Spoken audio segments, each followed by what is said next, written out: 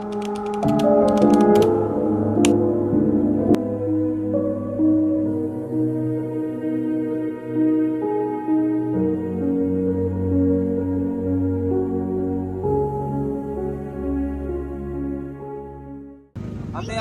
sa saan probinsya po ito nanggagaling?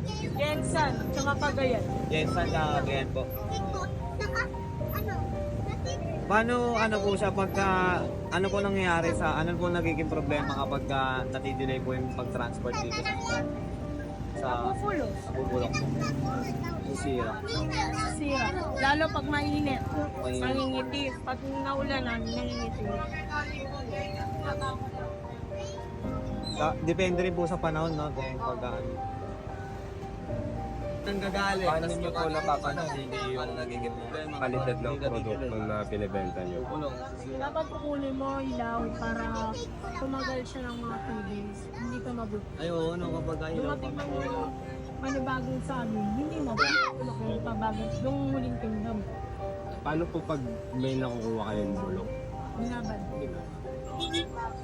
Ano po ate, depende po ba sa panahon yung ano, kung mapabago po yung presyo ng saging na pinupukot.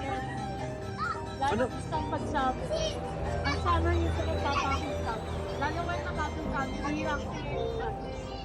Pero kung ano yung fix mo na presyo, malaki po ba yung pinata for konti lang?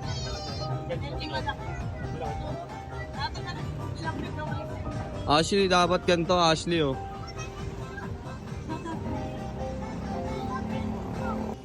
Nagagaling yung may naray sa Magnolia.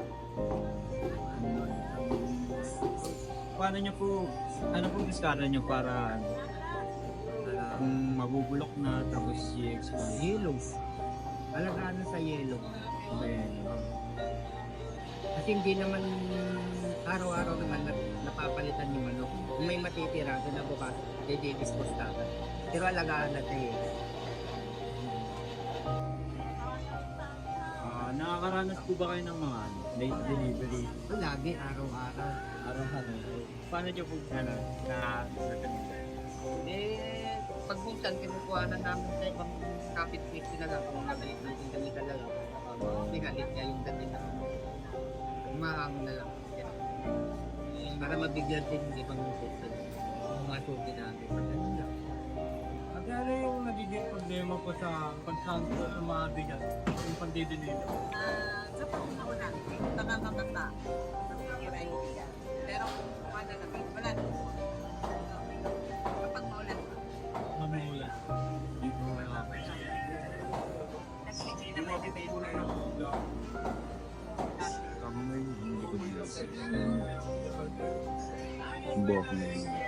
Ate, ano po yung mga practical na problem kapag nadidelay po yung mga yung pag-transport po ng nadidelay po pag yung pag-transport po ng bigas po dito sa store? Ako yun, yung problema yun kasi hindi ka aakabit sa point na wala ka ng stock. So, dapat laging may stock account ko ka mag-deliver. Ano po ate, kapag pag napasira na po yung mga bigas, paano nyo ano po yung strategy ginagawa niyo para ma-export po ng kita? Saan po hindi tayo maabot sa gano'n, ano? Kasi yung tayo nag-stock ng marami. Pakunti-kunti lang para laging bago yung ano. Kasi wala nang bibili pa ng tuba. Ito yung problema nito sa transportation. Pag ano, minsan nila kapag maulan, sila yung tumat mo. So, hindi dagat siya na bababa yung mga car para kadadaling doon sa wait lang naman. Kapag nag-ulan, pag tag-ulan, siyempre matitipid mo ilang araw. Mag-iinom ka na yung saging sa van. Kasi ano yung transportation ko nababalance yung price. Pagka nagtataas naman yan doon sa beer, ano na yan, nagtataas ang pinyat red. Same price naman yung benta namin. Ay, ano po yung nagiging problema niyo po sa pagbenta ng produkto? Wala naman. Pagka medyo may pitang, kakaw dyan. Nilatid. Nilatid pero May nagka-problema na ba kayo sa pag-deliver po dito ng mga produkto niyo? Hindi naman siya dinideliver, pinamimili namin siya sa gabi. Sorry. Pabulok na product. Ano siya, pinaganda namin yung malasya para nasura.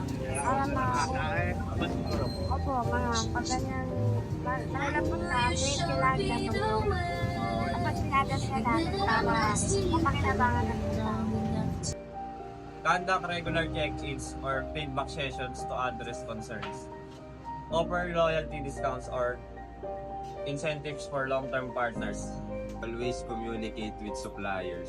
Discuss the delay with the supplier to understand the cost and estimated delivery time. Alternative suppliers. Identify backup suppliers or alternative sources to mitigate the impact of the delay. Negotiate with customers. Inform customers about the delay and negotiate revised delivery dates if necessary. Isa po sa pwedeng solusyon dyan sa ay mag-invest sa waterproof na packaging cover para sa bigas at lalo na kapag maulan.